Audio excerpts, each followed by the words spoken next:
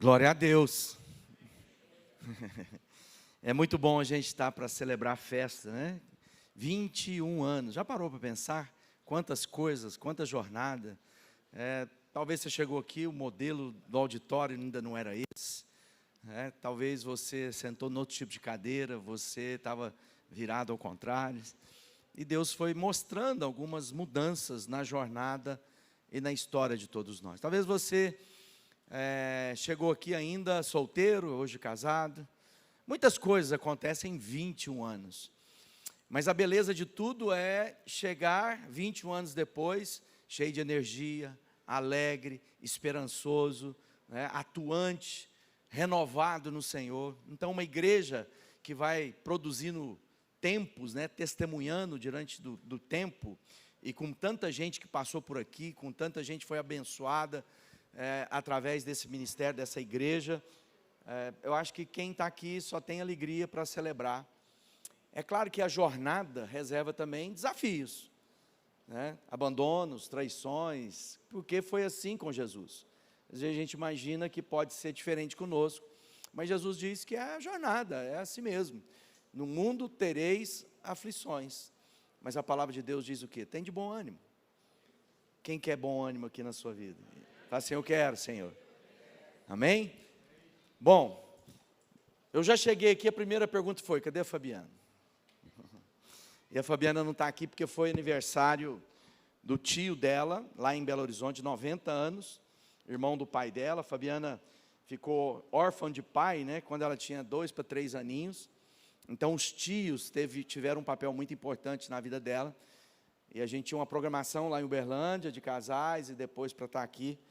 E ela falou, amor, eu tenho que ir lá no aniversário do meu tio. Eu falei, amor, vai lá, fica lá com seu tio. Então, a minha melhor parte estava em Belo Horizonte, por isso que ela não está aqui. Mas para mim não vir sozinho, Deus trouxe o Moab, fica de pé aí, Moab. Moab é pastor conosco lá, é o pastor responsável por toda a diaconia, casado também com outra Fabiana. E o Moab veio para dirigir. Eu pus lá no grupo, quem quer ir comigo para dirigir?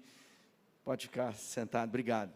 E o Moab veio lá de Uberlândia, E temos outro casal aqui, que é da nossa igreja, só que é lá do Bueno, o Rodrigo e a Renata, fica de pé aí, Rodrigo e Renata, e obrigado por terem vindo, está aqui. Ele falou, não, vou lá estar com vocês, você não vai vir aqui na congregação, não. Eu falei, não, hoje meu compromisso é outro, em Goiânia. Então eu quero dizer o seguinte, nós estamos muito felizes pela vida dessa congregação. Eu não sei se você sabe, e a Roberta começou falando uma coisa importante, porque fala de história, e às vezes a gente fala assim, mas tem que contar de novo. Eu creio que muitos de nós se perdem pelo caminho, porque esquecem das suas histórias. E às vezes a gente acha que algumas coisas são óbvias, porque a gente vivenciou, e algumas pessoas próximas de nós também vivenciaram, e eu creio que a gente tem que contar as nossas histórias. A Igreja Sal da Terra não começou há 21 anos atrás. Essa congregação começou. Essa congregação não começou quando você chegou aqui, talvez 10, 5, 3 anos atrás. Ela já estava aqui há muito tempo.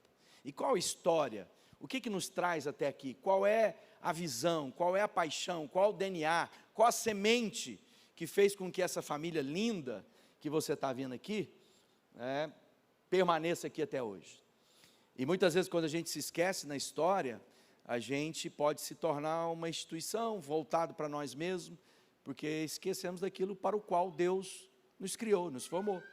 Essa palavra profética para a criança que esteve aqui hoje, olha, antes, quando ainda era uma massa informe, Deus já estava ali naquele lugar. Então, antes dessa igreja existir, Deus já tinha ela no coração dele. E isso tem um propósito. Então, Deus dá início ao começo, porque Ele já tem um destino em mente. Então, Deus começa as coisas pelo fim e não pelo início. Entende isso? Então, Deus queria abençoar essa cidade, Deus queria abençoar a sua família, sua casa. Então, quando o Vivaldo chega e fala assim, gente, olha, os recursos são muito além do culto que às vezes a gente vê, porque boa parte às vezes da congregação imagina que a igreja é só isso aqui que a gente está aqui hoje. Isso aqui é uma das expressões de ser igreja, que é extremamente importante para nós lá em Uberlândia, é foco, mas não é só isso, a igreja não se resume em fazer as reuniões sejam elas quantas forem ao domingo. Lá a gente faz 6, são 6 horários de culto que a gente tem lá no domingo. A igreja é muito mais. Isso é fruto do quê? De visão, de propósito, de DNA de Deus. E já que é para dar uma palavra profética, como foi para a criança aqui, eu quero dizer o seguinte: quando eu penso nessa igreja 90, a palavra que vem ao meu coração é uma igreja generosa. A gente tem visto, durante todos esses anos, investimento em várias coisas. O Vivaldo esqueceu de falar que vocês estão plantando uma igreja, porque há um investimento importantíssimo. Eu vou fazer o apelo aqui, não cortem ele, porque está apertado. Lá no setor Bueno. Porque só foi possível a gente chegar até aqui, lá no setor Bueno, porque vocês, né, a liderança dessa igreja, resolveu colocar uma semente todo mês lá na igreja. E não é só lá no setor Bueno. Às vezes a gente está na reunião lá do conselho ministerial e surgem desafios de missionários, de assistência. Às vezes o primeiro a levantar fala: Marcão, vou levar lá para o conselho, a gente vai participar. Então, generosidade é o nome de vocês. E vocês vão colher muito, né? Não é isso? Nós tivemos aqui, plantamos uma igreja, Pátio e Aparecida, então movemos um grupo de pessoas para lá, mas não tem cadeira ainda. Acabou as cadeiras, significa que mesmo que a gente remova, Deus envia mais pessoas, Deus alcança mais pessoas. E eu posso falar isso porque a nossa congregação, a igreja que eu pastorei lá, a igreja que eu pastorei é a primeira igreja Sal da Terra. Ela começou lá no bairro Martins, né? Na época que o Vivaldo ainda era ministro de louvor, né? Para quem não sabe disso, ele era ministro de louvor. Ele gostava de pregar. De vez em quando ele punha o braço em cima do violão, a gente fala: agora já era a mensagem que ele vai pregar, né? Aí ele agora, acho que não está pegando violão mais não, Vivaldo? Mas é um excelente ministro de louvor, viu? Às vezes ele está sentado aí, vocês podem estimulá-lo. O que eu quero dizer para você é o seguinte: a nossa congregação lá, desde que era o Paulo Júnior, o pastor dela, então quando ele foi para um bairro, ele não veio para Goiânia, ele sai de lá para ir para um bairro, uma igreja que depois foi pastoreada pelo Marcos, antes de vir para Goiânia também. E essa igreja, desde que nós assumimos ali, ela plantou até aqui 58 igrejas. Então é uma igreja parideira, e essa igreja aqui tem essa característica também, ela é parideira. Ela está sempre gerando filhos, isso cria demanda, isso cria recursos investidos, isso inclui movimento, isso inclui separar amigos no sentido da prática do dia a dia, porque a agenda se torna diferente, não que a gente separa amizade, a minha amizade com o Marcos, com o Vivaldo, nós somos amigos desde sempre. Quando eu cheguei na igreja ainda presbiteriana, o Vivaldo já estava lá, né? Que ainda era a igreja presbiteriana no Jardim Caraíba, ele era parte dos jovens da igreja central que foi plantar a igreja no Jardim Caraíba. Depois eu chego, depois vem Marcos e muitas coisas. Eu estou contando isso por quê? Para lembrar da história, para a gente entender que Deus tem muito mais para nós, porque Deus, quando sonhou com a família Sal da Terra, e hoje são 94 igrejas, Ele começou de um sonho, e esse sonho tem tudo a ver conosco, né? Com a vida da igreja, com tudo isso que então eu quero dizer o seguinte: celebrando 21 anos, nós estamos celebrando como igreja Sal da Terra 35 esse ano, a igreja que eu pastoreio lá, que eu tenho o privilégio, é a igreja que eu nasci, é a igreja, eu fui batizado na presbiteriana ainda antes de ser Sal da Terra, mas é a igreja que eu frequentei. Eu não sei o que é frequentar outra igreja, desconheço essa coisa, estou de mal e vou para outra igreja, não sei o que é isso, porque foi onde que eu me converti, onde os pastores me discipularam, e onde hoje eu tenho o privilégio de ser pastor dessa igreja, a minha casa, a minha família. Então eu quero dizer que nesse aniversário, Josué 1 diz assim: não cesses de falar deste livro da lei, antes medita nele dia e de noite, para que tenha cuidado de fazer tudo segundo quanto nele está escrito. Então, desta forma, farás prosperar o teu caminho e serás bem-sucedido.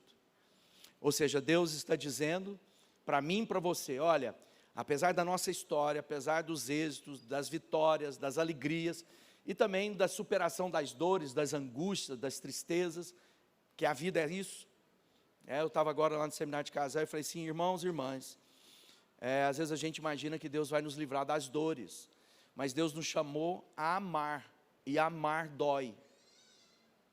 Não é isso? Quem é que é avô ou avó? Vamos ver quem é da benção aí. Bem-aventurados que verem os filhos dos filhos, né? A gente é outro nível, não é verdade? É outro padrão de conhecimento de Deus, é outra coisa. E quando a gente, então, está sozinho, a gente apenas se preocupa com nós mesmos, não é isso? Quando a gente casa, a dor da minha esposa é a minha dor. Quando eu tenho os filhos, as dores dos filhos são as nossas dores. Quando nós recebemos os netos, e as netas, no nosso caso lá, são 2 netas, nós recebemos as dores deles. Então, amar dói. Às vezes a gente sofre pelo amigo que sofre, a gente sofre pelas pessoas. Então, a vida com Jesus é uma vida que vai nos levar a dores profundas. Mas tem de bom ânimo, se alegre no Senhor, tem esperança. A boa obra que eu comecei eu vou terminar. A porta que eu abro ninguém fecha. Todas as coisas cooperam para o bem dos que amam a Deus. Agindo Deus ninguém pode impedir. Ou seja, tem muitas promessas para encher o nosso coração de esperança, de alegria e dizer, tá bom, o choro vai durar por essa noite, às vezes a noite está muito longa, mas a alegria vem pela manhã. Então deixa eu dizer para você, a alegria vem pela manhã. Levanta, resplandece, não tenha medo, mas acima de tudo, medita nesse livro de dia e de noite. Medita nesse livro de dia e de noite. Infelizmente, nós estamos vivendo em dias, quando eu me converti, quem aqui é da época da caixinha de promessa?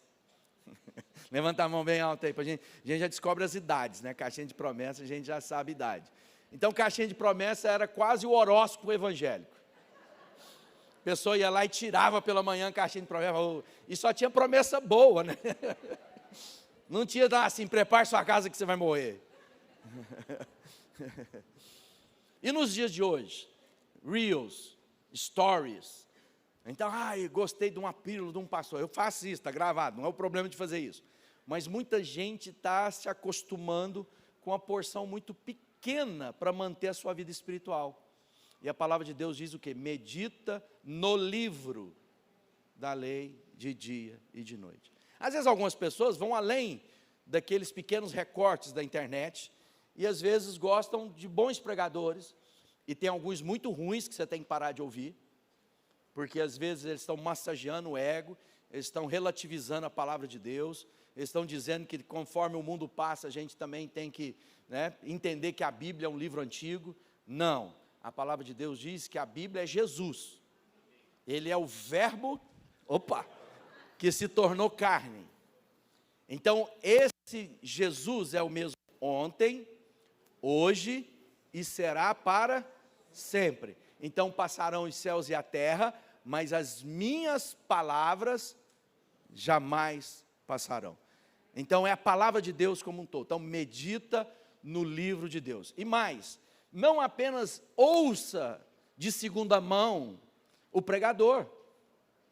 Você tem que parar e ler a Bíblia, para que o Espírito de Deus comunique virtude em primeira mão ao seu coração, e não apenas alguém que refletiu sobre a Bíblia e está comunicando você aquilo que Deus falou com ele. É claro que nós estamos aqui, é um momento de culto, é um momento de ensino, muito bom, a gente pertence, mas a hora que chegar na sua casa, leia a palavra de Deus, crie o hábito de ler a Bíblia, medita nela, coloca, anota, escreva, se preciso for, coloca textos no seu espelho, na geladeira, coloca lá no mural da sua casa, coloca no seu quarto, no seu closet, espalhe a palavra de Deus, para onde você olhar, aquilo vai encher o seu coração de fé e de esperança, porque é a palavra de Deus que vai prevalecer, e aí o Espírito vai te ensinar. Por isso ele está dizendo, você quer ser bem sucedido, você quer viver uma vida de sucesso, você quer viver o melhor desse mundo, então medita nesse livro de dia e de noite. Eu quero ler um texto, que é o texto de todos nós, que é Mateus 5,13. Talvez, e eu vou contar um pouquinho da história desse ministério, para você entender como 21 anos fazem parte da sua vida aqui, talvez para alguns menos, outros para mais, talvez alguns estão já nesse processo há mais tempo. Diz assim, Vós sois o sal da terra. Ora, se o sal vier a ser insípido, como lhe restaurará o sabor? Para nada mais presta, senão para ser lançado fora, ser pisado pelos homens. Vós sois a luz do mundo. Não se pode esconder a cidade edificada sobre um monte, nem se acende uma vela, uma candeia, para colocá-la debaixo do alqueire, do velador. Mas é preciso colocá-la no velador, e alumia a todos que se encontram na casa. Assim, brilhe a vossa luz diante dos homens, para que vejam as boas obras e glorifiquem o vosso Pai que está nos céus. Ou seja, esse é o texto que fez com que nós tivéssemos uma palavra profética sobre a nossa vida. Qual a palavra profética sobre a vida dessa igreja? Vocês são o sal da terra. E o que significa? É importante entender que uma palavra profética, ela é direção, né? O irmão orou aqui mais cedo, falou: Deus, traga uma palavra de direção para essa congregação. Então a palavra é essa. Qual é a palavra? Vocês são o sal da terra. Mas aí agora a gente tem que entender o desdobramento, porque ser sal da terra não significa uma opção ou uma sugestão de Jesus. Ele está dizendo, é isso que vocês são, não é aquilo que vocês podem se tornar, não é aquilo que talvez vocês queiram ser. Ele está dizendo, se você é meu discípulo, você é sal da terra. Bom, agora a gente vai ter que aprender algumas coisas, até porque às vezes há muitas confusões quando a gente está falando de ser sal, né? Às vezes as pessoas imaginam que sal é tempero, e deixa eu te dizer que sal não é tempero.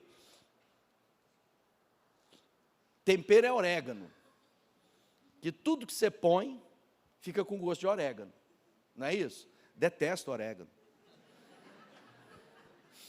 Aí eles põem orégano no queijo, põem orégano no feijão, põem orégano na pizza, tudo fica com gosto de quê? Então come um saco de orégano, porque não adianta comer outra coisa. O sal não. O sal, ele potencializa o sabor próprio do alimento em que ele é colocado.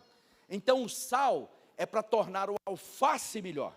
O sal é para tornar a picanha melhor. O sal é para tornar a feijoada melhor. Mas nunca para mudar o sabor do alimento, da identidade desse alimento.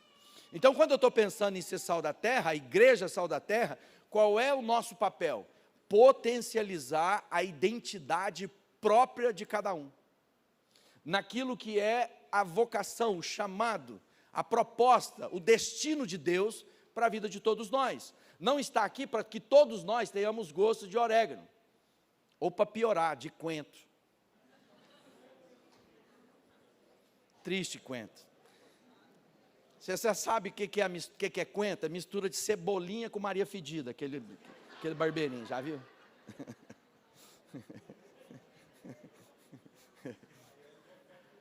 Tem, o Rodrigo está ali, porque esse dia queria fazer uma comida para mim, e falou assim, já sei, não vou pôr coentro. Mas o Moab, que está do lado dele, a gente foi pescar, e a gente arrumou uns frangos, pagamos caro lá, num frango caipira da fazenda, perto de onde estava pescado, e a única coisa que a gente recomendou, pede para pôr um pouquinho coentro. O que fez? Cobriu o frango de coentro. A hora que a gente abriu a panela, só via coentro. A gente quase afogou ele lá no São Francisco. Nosso papel não é mudar a identidade do outro, mas fazer com que o outro possa ser plenamente aquilo para o qual Jesus o criou. Então, nosso papel é o quê? Fazer com que o Noel seja o melhor Noel que Deus tem para revelar ao mundo. Para que cada um de nós, naquilo que somos, sal da terra, sejamos instrumentos na vida do outro. Ou seja, sal, se a gente voltar lá na história, sal é para preservar, para não apodrecer. O sal, ele destaca o sabor.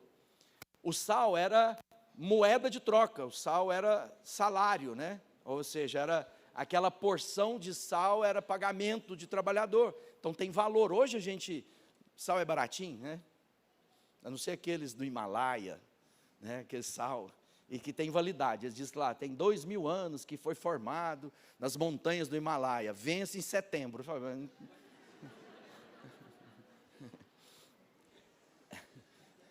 O sal, ele tem também uma coisa interessante. Quando ele é colocado, ele gera sede. Então significa que a nossa presença na sociedade vai gerar sede por Deus. Você já parou para pensar? As pessoas vão olhar para a sua vida e falar assim, eu quero isso que está na sua vida. O que isso é diferente? O mundo está caindo, está desmoronando, e a Bíblia diz que é isso mesmo, né? 1000 de um lado, 10.000 do outro, mas você não será. Então, às vezes a gente fala, esse mundo está louco, parece que está tudo desmoronando, mas a Bíblia está dizendo que já ia desmoronar mesmo, ia cair um tanto do seu lado, outro tanto do outro, mas você não será atingido. Por quê? Porque eu estou edificado sobre a rocha. Podem vir os ventos, podem vir as chuvas, podem vir as enxurradas, mas porque eu medito nessa palavra de dia e de noite, porque eu tenho cuidado de fazer conforme tudo dela está escrito, por mais que venham as intempéries, as dificuldades, os problemas, as adversidades, eles não me destruirão. Quando eu entendo isso, meu coração fica guardado, meu coração fica, pronto para mudar a vontade de Deus, ou seja, eu me torno alguém que o mais importante é a vontade de Deus para mim, e não a minha vontade apresentada para Deus. Então, quando a gente está olhando para esse caráter novo, Jesus dá uma dica, ele fala sobre lá, quem se lembra, lá em Mateus no capítulo 5, fala sobre as multidões. Ele subiu ao monte, e se assentou, aproximou dos seus discípulos, e passou a ensiná-los, dizendo, isso aqui, os estudiosos, os biblistas vão dizer que é Moisés subindo ao monte, e agora uma lei maior, mais ampla, mais cumprindo tudo aquilo, ou seja, da mesma forma que foi feito lá, os 10 mandamentos, agora Jesus está dizendo, agora vou ensinar uma maneira de você ter felicidade na sua vida. Bem-aventurado nada mais é que é feliz. Então, feliz a pessoa, bem-aventurado, que ele diz, os humildes de espírito, porque deles é o reino dos céus, os que choram, porque serão consolados, os mansos, porque herdarão a terra, os que têm fome e sede de justiça, porque serão fartos, os misericordiosos, porque alcançarão misericórdia, os limpos de coração, porque verão a Deus, pacificadores, porque serão chamados filhos de Deus, os perseguidos por causa da justiça, porque deles é o reino dos céus.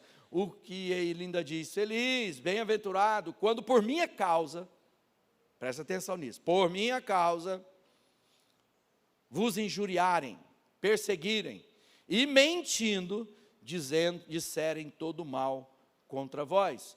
Regozijai-vos e exultai, porque é grande o vosso galardão nos céus, pois assim perseguiram os profetas que vieram antes de vós.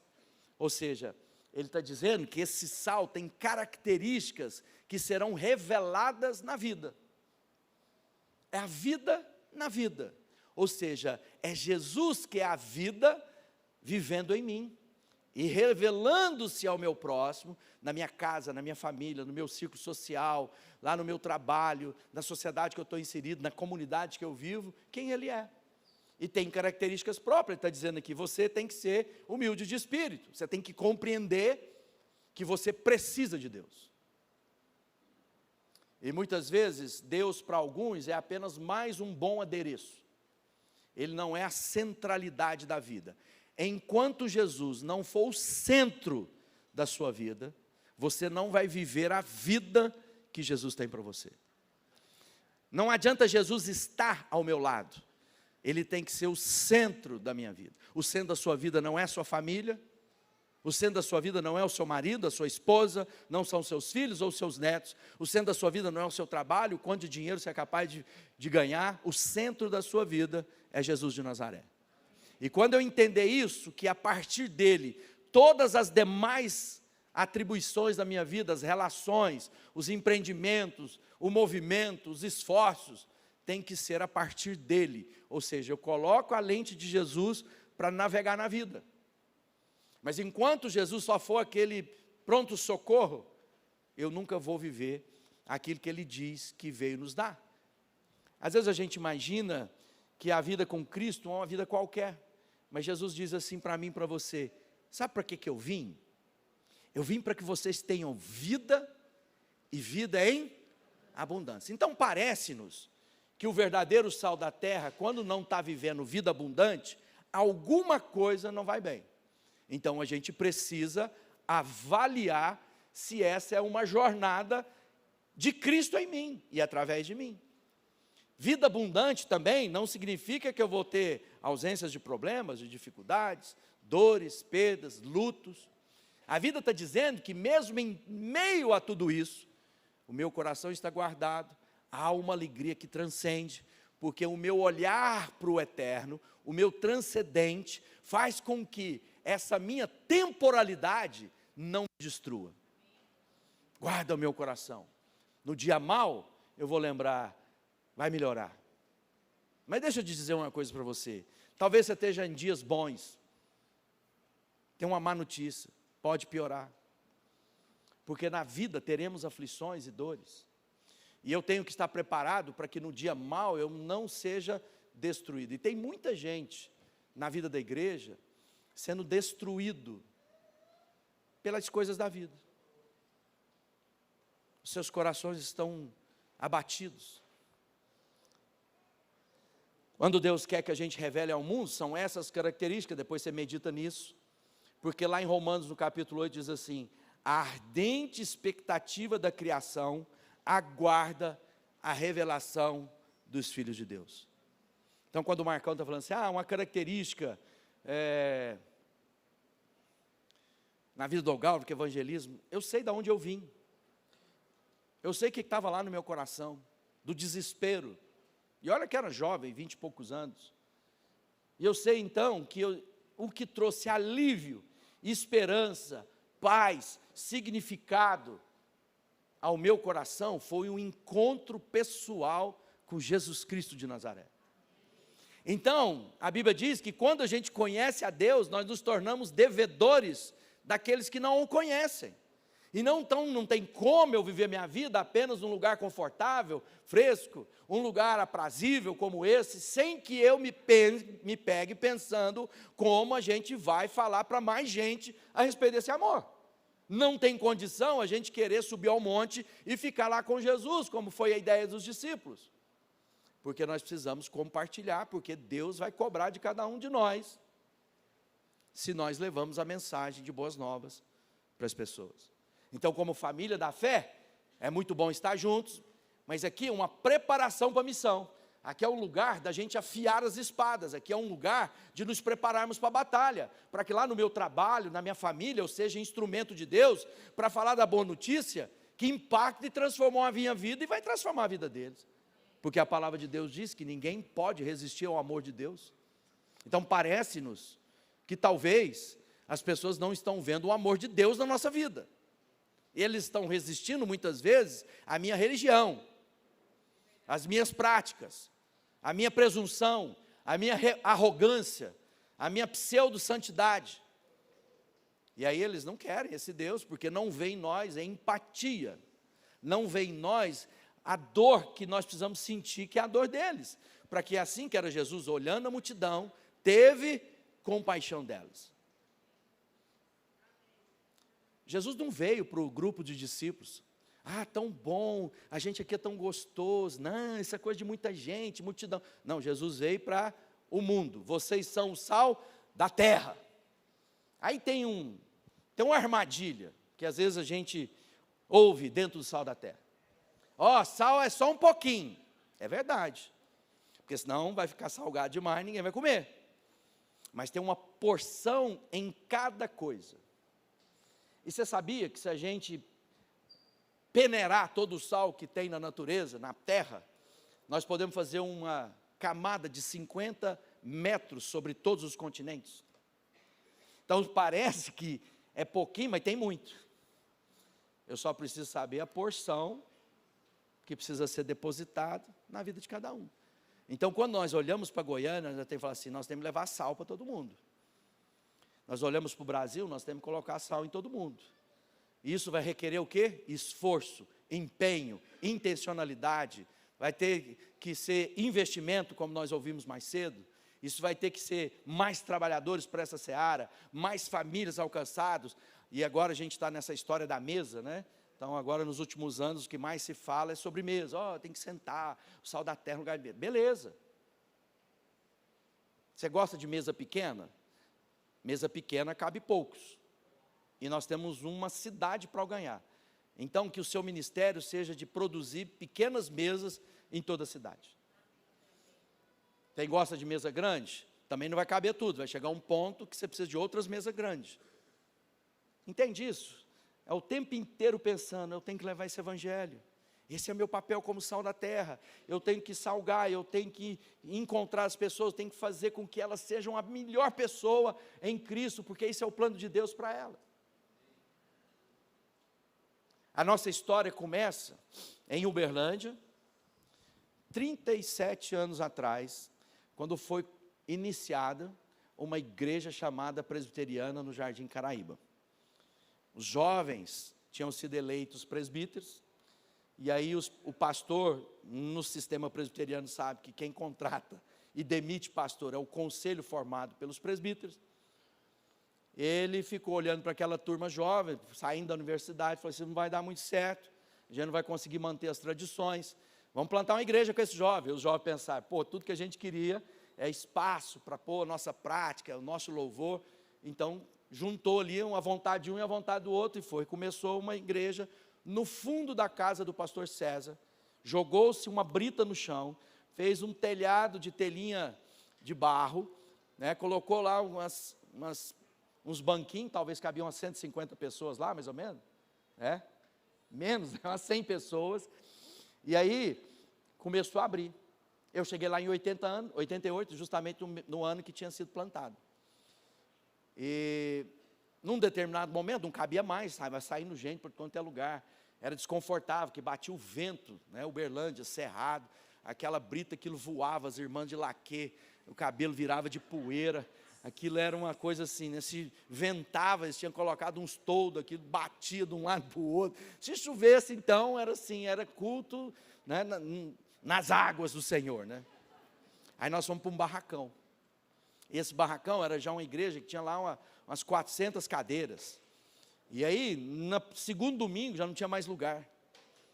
E aí a igreja era culto, tinha mais ou menos horário para começar, e nunca teve horário para acabar. Tinha culto de 4h30. Um subia, dava testemunho, cantava, chamava outro. E a gente ficava lá todo o tempo, apaixonado por Jesus. Deus foi levantando. A igreja presbiteriana chega e fala assim, vocês não são sal da terra. Vocês não são presbiterianos. E aí eles queriam remover o Paulo Júnior para levar ele para Uberaba. Aí os presbíteros mais antigos que tinham ido, falou, não, se ele não serve para Uberlândia, ele não serve para Uberaba. Então, é de outra coisa que nós estamos falando. E naquele instante, né, da pressão deles, esse grupo renunciou à igreja presbiteriana e devolveu o livro para a igreja. E a igreja fechou aquele livro com o estatuto da igreja do Jardim Caraíba. Em 1990, nasce então Sal da Terra. Uma igreja já com mais de 500 pessoas. Então essa história que o Sal da Terra nasceu pequenininho, que a gente gosta, nunca teve isso. O Sal da Terra criou, nasceu de uma igreja grande, né, vigorosa, banda de louvor, e era louvorzão, aí já tinha bateria, guitarra. Naquela época as pessoas tinham uns líderes de louvor no Brasil, fui no retiro uma vez, falou que guitarra com pedaleira podia, só não podia pôr distorção, porque quem distorcia as coisas era o diabo. A gente ri disso hoje, mas essa era a mentalidade da igreja em 1990 no Brasil.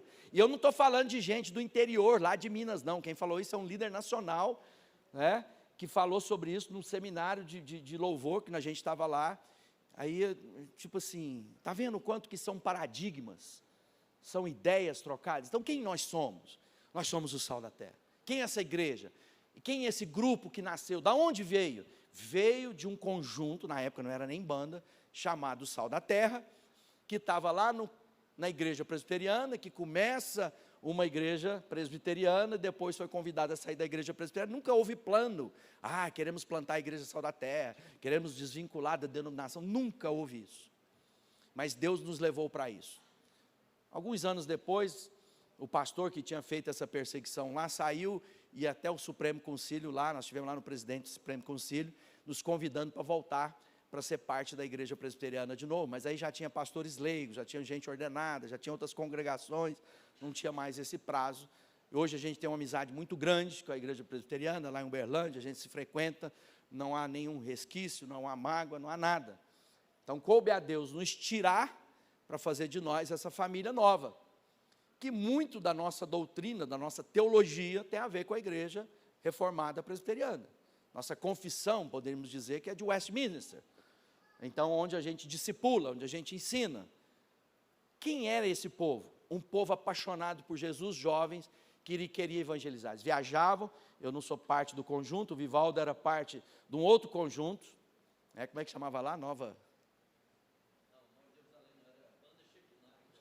Era Shekinah. Ficou na presbiteriana. Você veio da Nova Jerusalém, né? Era o Sal da Terra e a Nova Jerusalém na presbiteriana. Gente que queria falar de Jesus, viajava o Brasil fazendo louvor. Eles eram muito bons de pregação, se vocês entenderam. Para vocês terem ideia, o Paulo Júnior cantava e tocava triângulo. Imagina, o Paulo Júnior aqui na frente agora tocando triângulo. Mas Deus chama a gente com um plano e transforma em outro, não é? Então era gente que queria falar. Então quando fala assim, nossa vocação no ministério apostólico, é também, mas é prioritariamente evangelística. O Sal da Terra nasce porque ele tinha no teatro, onde na época ninguém fazia teatro, um encontro com Deus, que chamava no Teatro da Cidade, e esse encontro era a banda fazendo evangelismo, então lotava a cidade. Fazia na praça, tinha uma praça que tem um anfiteatro em Uberlândia, lotava a praça, fazendo o quê? Evangelismo, trazendo as pessoas para a salvação, tentando discipular essas pessoas. Então você, nós, essa igreja, que vem dessa raiz, tem que frutificar o quê? Evangelização, alcançar. Pensar como nós vamos fazer, como nós vamos ampliar, vamos ter que abrir mais culto, vamos colocar mais gente, vamos plantar mais congregações, que é o que está fazendo.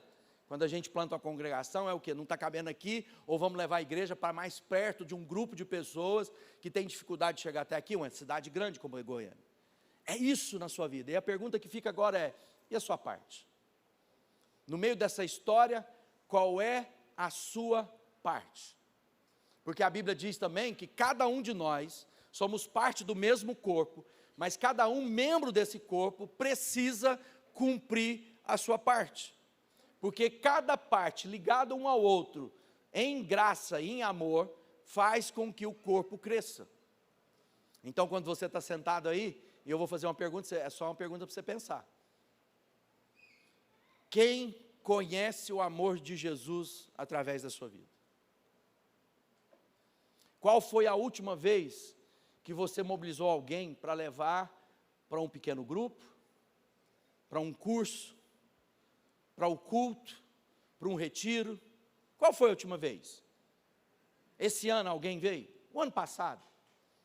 Porque se o meu DNA é ser sal da terra, e eu não estou cumprindo, e aí a Bíblia diz o quê? Se o sal se tornar insípido, não serve para mais nada. Mas é interessante que a química diz que sal não tem como se tornar insípido. Então, como ele torna insípido? Quando ele tem mistura, ele começa a perder a capacidade de cumprir o seu propósito, porque há mistura demais nele. E às vezes a gente vai se misturando com as práticas desse mundo. A gente vai se deixando levar pelos costumes dessa presente era. E ao invés de sermos agentes transformador, conservador, nós nos tornamos insípidos. Seus pensamentos. O homem é aquilo que ele pensa. Já dizia Salomão, assim como pensa em sua alma, assim ele é. Se você não entender a sua identidade, você vai misturar nos seus pensamentos outras ideias que nada tem a ver com a palavra de Deus. E começamos agora a negociar, porque às vezes, para cumprir o meu propósito, é preciso esforço, é preciso sacrifícios, é preciso empenho, e às vezes a gente quer encontrar o lugar de folga. Agora está aí, o povo querendo trabalhar menos, descansar mais. E a Bíblia diz o quê? Trabalharás 6 dias e descansar 1. E tem muito crente tentando arrumar um jeito de trabalhar 1 e descansar 6. Não está na Bíblia isso. Então o que a Bíblia fala? Cumpra o seu propósito. Se tu uma bênção. Então lá em 1990, a Igreja Sal da Terra surge E sabe como é que foi o culto de instalação da igreja? As igrejas da cidade de Uberlândia, através do seu conselho de pastores, dão posse àquela congregação que nasce ali naquele lugar. Ou seja, nós nascemos com uma característica de unidade. Então significa que eu sou sal da terra, eu cumpro propósito, mas ao mesmo tempo eu reconheço a família da fé na cidade. Eu reconheço que apesar da diversidade e de algumas coisas que a gente não foi chamado para fazer, e a gente às vezes acha até meio estranho que alguns irmãos façam, eles são família de Deus, e cuidado para você não dizer que é obra de Satanás aquilo que Deus está fazendo. Porque às vezes a gente é muito rápido de fazer a nossa civilização, porque a gente avalia a partir das nossas preferências, e não da nossa identidade, do nosso chamado. Então, quando olhar para Goiânia, a gente pode dizer, está bagunçada, a igreja está bagunçada. Não, a única pessoa que dá conta dessa família é Jesus, porque Ele é o noivo da noiva. Cuidado para você não ficar surtado também. Então, hoje, sabendo um pouquinho da sua história, depois, 15 anos depois, pouquinho antes, 14 anos depois, a gente vem para Goiânia. E aí, já tinha igrejas em Uberaba, já tinha igreja em Tuiutaba, já tinha outras congregações fora de Uberlândia, e Deus move o sal da terra para chegar até Goiânia. Aí uma linda história, hoje são 12 igrejas aqui em Goiânia. Então nesse período de 21 anos, 12 igrejas, ou seja, cada ano, praticamente um ano sim, um ano não, foi plantada uma igreja em Goiânia, de forma rápida. A pergunta é, o que virão para os próximos anos? Qual é a sua contribuição para os próximos anos? O que é o dom que Deus derramou na sua vida, que você não pode negligenciar, para que você seja bênção a todas as famílias da terra? Porque você é o sal da terra, não é o sal no saleiro, porque às vezes a gente gosta de ficar juntinho, e tem que ter movimento. É um momento de reflexão, 21 anos, maior idade para algumas coisas, não é verdade? Então agora a gente fala de uma nova estação, de um novo tempo, de crescer ainda mais. Nunca igreja Sal da Terra do setor sul, é isso, não é o nome aqui? Da 90. Não se acovardem, não se acomodem, e nunca tentam apenas fazer manutenção daquilo que já alcançou. Que vocês sejam ousados, que vocês possam percorrer a terra, que vocês possam pisar nessa terra e possuí-la, conforme a promessa do Senhor. Que vocês não negligenciem o dom que está sobre a vida de vocês. Continuem em toda boa obra, sejam generosos, ainda mais daquilo que vocês têm semeado no reino de Deus. Sejam fortes, sejam corajosos, não tenham medo, porque agir no Senhor, nada nem ninguém pode impedir. Pensa em grande, porque o nosso Deus é grande. Amém? Mas isso dá dor, isso dá angústia. Nós estamos agora lá no seminário de casais, nós vamos trazer o check-up para a primeira semana de dezembro, vai acontecer lá no Alfamol.